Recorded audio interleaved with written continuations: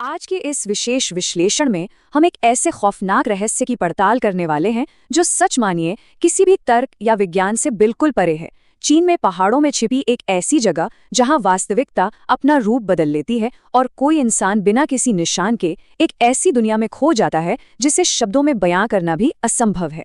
सोचिए, एक ऐसा सन्नाटा जो कानों को बहरा कर दे और कुछ ऐसी आकृतियां जो अंधेरे में भी आपके रोंगटे खड़े कर दें।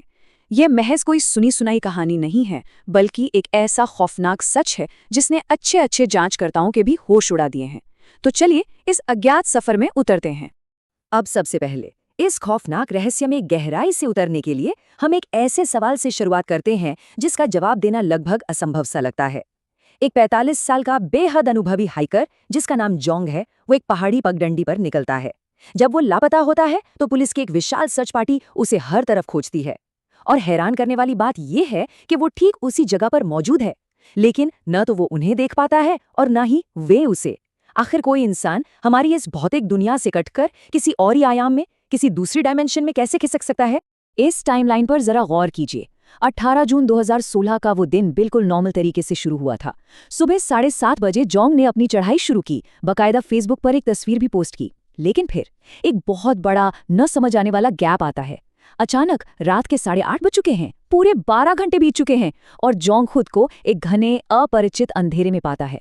बीच के इन 12 घंटों में वो कहाँ था, उसके साथ क्या हुआ, ये कोई नहीं जानता।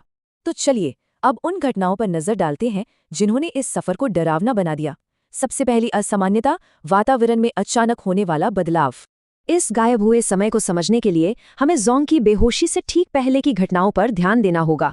प्रकृति ने जैसे अचानक एक अजीबोगरीब रूप लेना शुरू कर दिया था। सबसे पहले एक बेमौसम और बेहद भयंकर तूफान आसमान में मंडराया, और आप यकीन नहीं मानेंगे, वो जितनी तेजी से आया था उतनी ही तेजी से बिना बरसे गायब भी हो गया। इसके तुरंत बाद उस पगडंडी पर एकदम घोटू अस्वाभाविक सी गर्मी छा गई।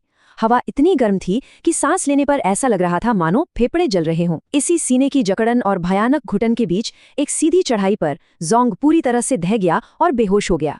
अब बात करते हैं दूसरी असामान्यता की। एक ऐसा शांत और बदलता हुआ जंगल जिसका भूगोल किसी भी तर्क को मात दे दे। जब जोंग की आंखें खुलती है ना, तो वो किसी दूसरी ही दुनिया में जागता है। इस 12 घंटे के गैप से पहले और बाद के सेंसरी डेटा की तुलना वाकई रोंगटे खड़े कर देने वाली है। सुबह के समय जंगल पूरी तरह से जीवन से भरा हुआ था। पक्षियों की चहचहाट थी, पास ही बहती एक नदी की तेज आवाज आ रही थी। लेकिन जब वो जागा तो वहां एक मुर्दा सन्नाटा था। हवा में पत्तों के हिलने तक की आवाज नहीं थी। नदी, जो पहले वहां तेजी से बह रही थी, पूरी तरह से गायब हो चुकी थी। आसपास का भूगोल इतना बदल चुका था कि वो उस जगह को पहचान ही नहीं पा रहा था। और अगर फिजिकल सुरागों की बात करें तो स्थिति और भी ज्यादा खौफनाक हो जाती है। जब जोंग ने मदद मांगने के लिए अपनी जेब में हाथ डाला तो उसका फोन वहां था ही नहीं। उसने अपना बैकपैक उतारा तो देखा कि उसका सारा हाइकिंग गियर, खाने पीने का सामान, सब कुछ बिना कोई निशान छोड़े गायब हो चुका था। सोचिए उसके पास अब बचा ही क्या था? केवल एक बिल्कुल खाली बैकपैक और एक फ्लैशलाइट।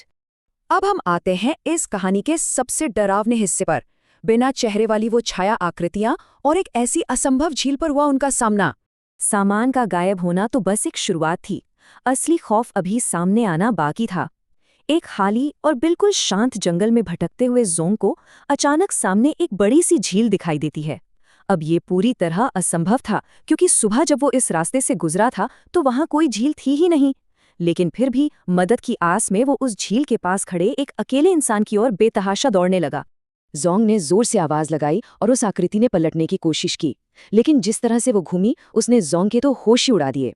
उसके पैर बिल्कुल सीधे सामने की ओर थे, लेकिन उसका धड़ किसी अस्वाभाविक तरीके से किसी ट्विस्ट की तरह पीछे की ओर मुड़ गया।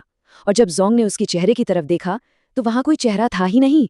वहां महज अंधेरा था, जिसमें आंखों की जगह केवल 2 भयानक चमकती हुई रोशनियां थीं जो उसे घूर रही थीं।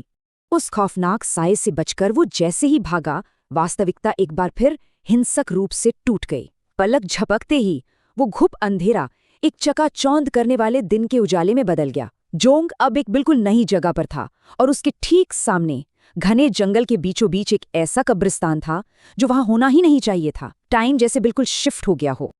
अपने ही दिमाग पर अविश्वास करते हुए जोंग ने सच जानने के लिए एक कब्र के पत्थर को छुआ। वो पत्थर बिल्कुल असली था, ठंडा और खुरदुरा। लेकिन जब उसने शिलालेख पढ़े तो पाया कि मौत की तारीखें 200 साल पुरानी थी।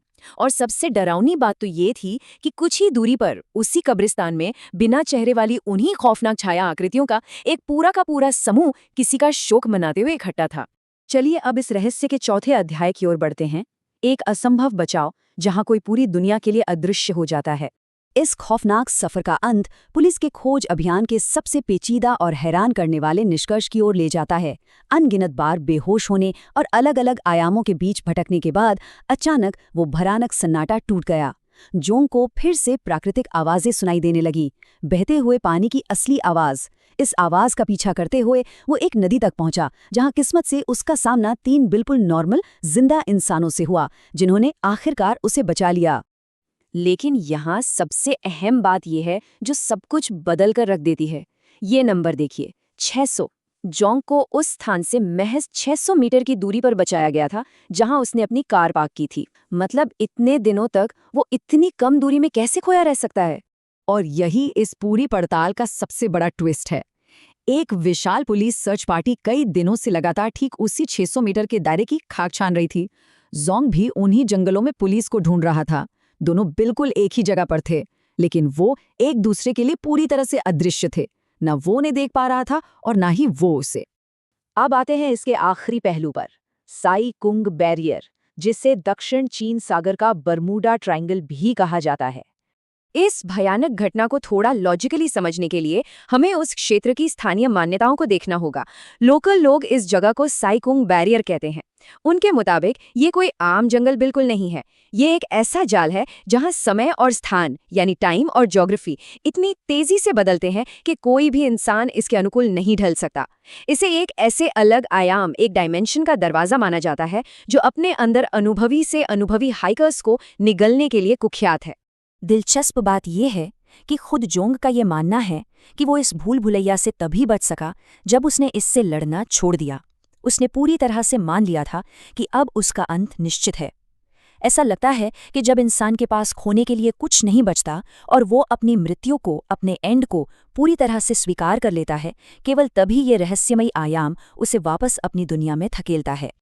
और यही विचार इस पूरे विश्लेषण को एक ऐसे खौफनाक मोड़ पर लाकर खड़ा कर देता है जो आपको सोचने पर मजबूर कर देगा। अगर उस आयाम से बाहर निकलने का एकलौता तरीका अपनी मौत को गले लगाना है, तो उन अनगिनत लोगों का क्या हुआ जो कभी मैक्लीहॉर्स ट्रेल से वापस लौट कर ही नहीं आए? क्या वे आज भी उस खौफनाक सन्नाटे और उन बिना चेहरे वाली छाया आकृतियों के बीच जिंदा रहने के लिए लड़ रहे हैं? ये एक ऐसा सवाल है जिसका जवाब शायद हमेशा के लिए इन घने पहाड़ों के अंधेरे में दफन है।